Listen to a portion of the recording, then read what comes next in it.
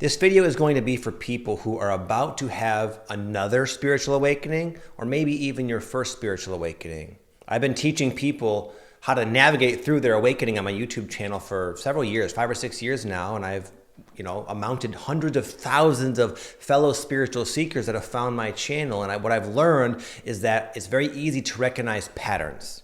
And there are 5 classic signs, symptoms, things that are happening in your life, ironically, that seem bad, but actually represent that you're about to have a big breakthrough. Whether it's another awakening, as there can be many along the spiritual path, or maybe even your first one, which is really exciting.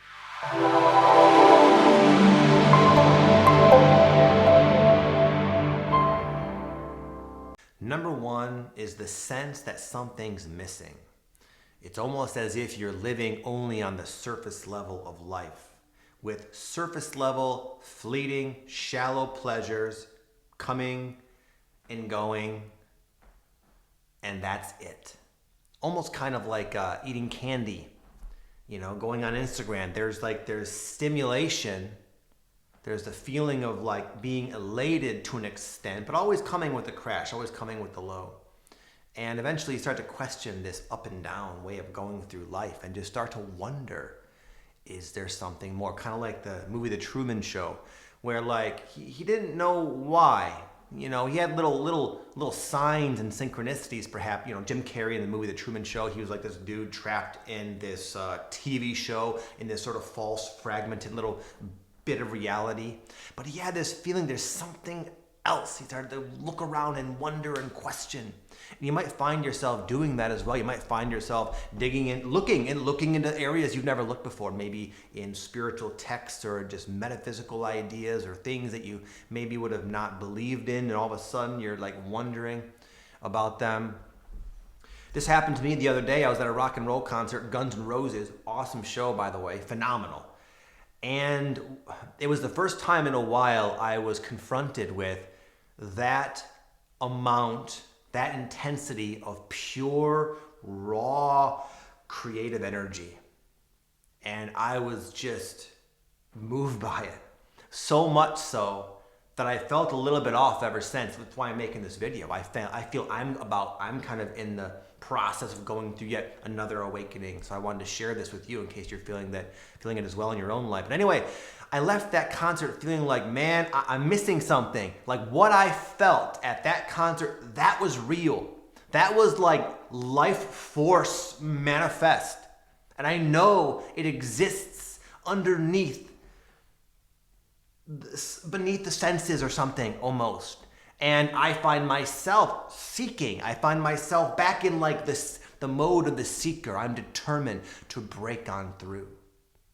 The last time this happened to me is when I had a Kundalini awakening, this exact same type of feeling. There's something missing, compelling me to look in books and meditation, the time for me, psychedelics and things like that. And through this like seeking, I had a big spiritual breakthrough. So you might find yourself being motivated by that emptiness, that void in your life, to find out if there is something more to life that meets the eye. Number 2, your senses feel both agitated and overwhelmed.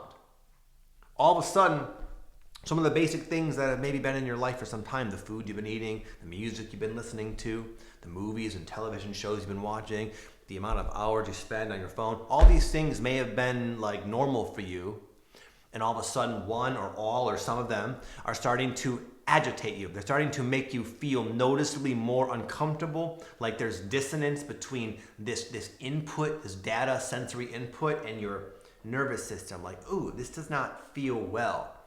And it's very uncomfortable because you feel like you can't escape it. You feel like you're trapped because of your habits and your conditioning. Like, I know I shouldn't be on my phone all day, but I am. As an example, maybe for you it's food, junk food. Maybe you're smoking way too much weed and you're feeling like numbed out and just dull all the time.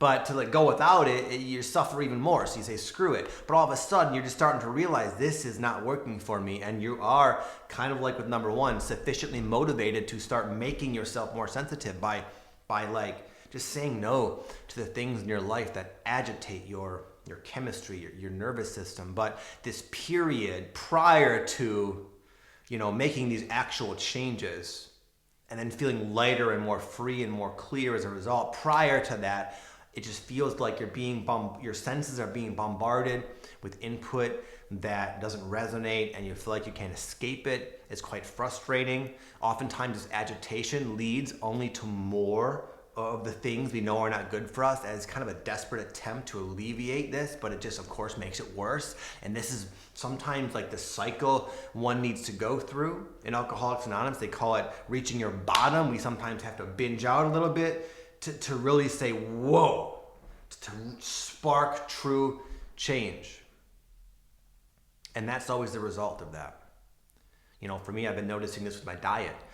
Been wondering why, I've been getting a little bit soggy around the midsection and feeling a little bit, I've been feeling really just old lately. I am getting older. I'm 39, almost 40 years old, but I've been just feeling it. And I thought to myself for a few months there, man, this must just be getting old. I guess it's just this sucks. I guess what happens when you get older. But eventually I said, screw that. I'm gonna do what I can. And what I did is I stopped. I ate pretty good, for the record, but I really purified my diet in the last 2-3 weeks, eating almost nothing except once a week. Almost nothing that's not real food. No processed food. Very good, healthy foods. And I feel amazing. I feel like I've been losing weight. I've been shedding, pounds, but also just feeling so clear and energized. And this is an example of what happens after you start to let go of some of the things that were agitating your system. Now, the caveat with that, also it makes it difficult for people, and maybe you run into this as well if you ever try to lose weight or something, and maybe you've been one of those yo-yo dieters, an example. That could be a metaphor for other things as well, things you keep coming back to even though you shouldn't. As you let go of these things, on one hand you feel more clear, you feel more you feel free, and you feel also more sensitive.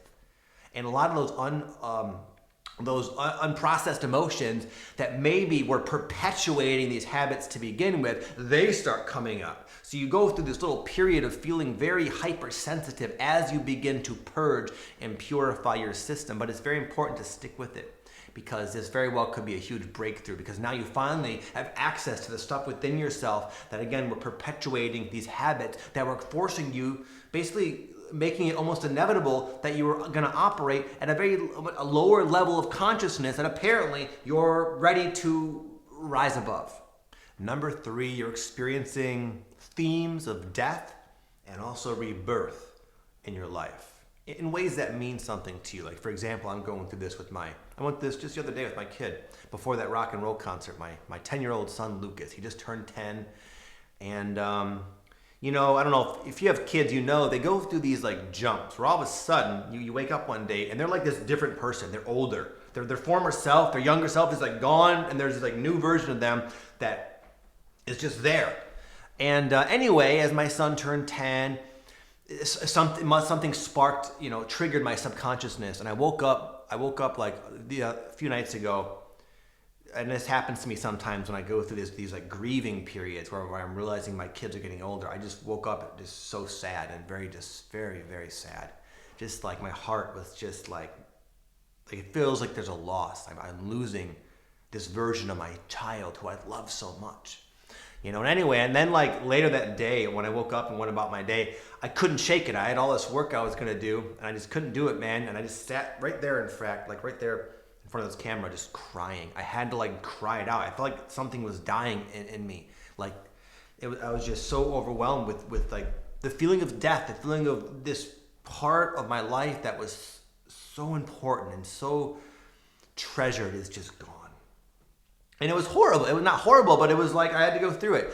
But the thing is, that night is when I took my son Lucas to Guns N' Roses. We went to the concert, and that was his first concert. And, he absolutely loved it. We had the best time. And he's this is a new chapter where we're going to be rocking out until I'm old and gray and can't go to concerts anymore. And I know he's going to be my sidekick. And it's the birth of this brand new, beautiful chapter. So you might be going through, that in your own way, with a career, with a friend, with an identity, it could be anything, my friend, but there's this theme of death and rebirth that seems to come around as we are ready to go into this new level of ourselves, this new, more awakened version of ourselves. Number 4, going back through old cycles with new awareness. Meaning, you may have played out like a situation in your life multiple times with like different people, different situations, but all have like an underlying theme of a similar state of being, similar feelings come up, and a similar outcome. And sometimes you get the sense that you're heading down that path again. And you've been there before and you don't like where it leads, so it can be a little bit unnerving. And sometimes as you're doing this, you might even get these like little bizarre clues. Some people call them synchronicity, these little omens that are like trying to bring to awareness, which is the difference at this time versus all the other ones, but that you kind of in a sense are heading down this path. For example, I've had a dog die twice, actually, both in kind of like tragic ways. And we just got this new puppy, Sunny, little French bulldog. And an example of this, I've been having dreams of him dying. And then also he fell in the pool the other day, and he's like this stocky little muscle-bound dog, and he can't really swim very well. And it got me like, oh God, it's gonna happen again. I better get a fence. It got me into this reactive, paranoid, like, oh shit, I gotta stop what's about to come, as if it's gonna come, as if it's gonna play out the exact same way, as if every moment isn't brand new. So the idea is, as you start to sense that you're going through these things again, you also, there's this like slightly more awareness than all the other times. You're not as unconscious, and there's this feeling that it almost like this like logic kicks in, and you find yourself thinking like, it doesn't who's to say it's gonna go the exact same way just because it has happened that way in the past? I know there are maybe some similarities, new dog, bad dreams, feelings from the past, but he's alive now, and I'm free to do whatever I need to do in this moment. I'm aware of this old pattern. I can investigate it. I can look into why it maybe played out the way it did in the first place, and I can do it differently. And you might find yourself doing it differently. You will find yourself doing it differently, in fact, if you relate to this. It's not going to happen again. You're awake now, you're aware now, and you get to make new choices, which get to break these types of cycles. But the onset of them can be quite unnerving, because again, it feels, especially in the beginning, like, oh shit, I know where this leads, and I want to go there, that kind of thing. But remember, you don't have to go there. You're aware now, and that's the difference, and that's why it indicates a spiritual awakening. You're finally waking up from karma, in a sense. He's playing out blindly, unconsciously, these patterns from the past that may have nothing to do with you. These might be patterns that your parents played out, or your great-great-great-great-parents played out, and all of a sudden they're like, because you are connected to them, literally. You grew inside your mom's belly, who grew inside her mom's belly, etc. All on down the line, we're all connected by this thread of DNA, basically, and imprinted in that DNA are these unresolved patterns. Some spiritual people call it karma.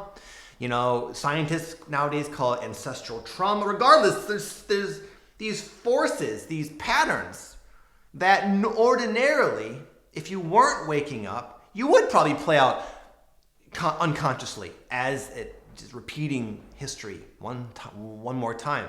But the awakening, again, it implies more awareness, implies fresh choice, new decisions, breaking the cycles. Finally, number 5, called from within, maybe from without, to do something. You feel called to do something that might not make sense, but you still feel called to do it. For example, I'm making this video because I'm going through this exact same thing right now. I bought these concert tickets for the band Tool in Salt Lake City. I'm living in Austin right now. And turns out my wife doesn't want to go, and we're kind of sick of traveling and don't really, you know, for us to travel, my wife and I, it's kind of expensive. We have to hire a babysitter who we fly out from Las Vegas. She's not cheap. She's been with us for a long time, so we have to fly her out, pay for her. There's a lot that has to go on for us to travel. My wife, she likes Tool, but she's not like that fond of it. But anyway, I've had multiple times where I've gone into my phone to try to sell the tickets and this and that. And every time I do, there's something inside of me that just feels like I gotta go to that concert. I don't know why. Now I have kind of an idea why, honestly, because for some reason rock shows for me are very pivotal in me. They usually I've had spiritual awakenings at rock shows, believe it or not. You know, my friend Aaron Dowdy, for example, he's been going through a lot of these same signs as well. And for him, it's like he felt called to get a tattoo. For him, getting a tattoo is it coincides, you could say, or maybe even catalyzes. It's like his own permission slip to awaken more fully, more deeply, etc. So you might feel called to do something. Join an online program. I know for one of the times for me, I felt called to go to Sedona. I remember I felt this like knowing I need to go to Sedona before I even knew what Sedona was. Sedona, for the record, is a very like high vibe place, you could say. It's very high frequency there. A lot of spiritual seekers from all over the world feel called to go to Sedona. I felt called there before I even knew what the hell it was. I started seeing the word everywhere, and I finally looked it up, and I was like, oh. And then I really felt called, and I went there. So my point is, you might feel called to do something, and I encourage you to do it, even if it doesn't make any sense on paper, even if you feel busy, press for time, it's not the right time. Follow that calling. There's like this evolutionary impulse in you, and it knows exactly what you need to see, experience, hear to break through. And now, if you relate to even some of these signs, this is a chance for you to break through. It's not the time to listen to your mind. It's not the time to be practical. It's a time to listen to your heart, to let your intuition guide you, because that's the part of you that's waking up. Your intuition is finally coming back to life within you.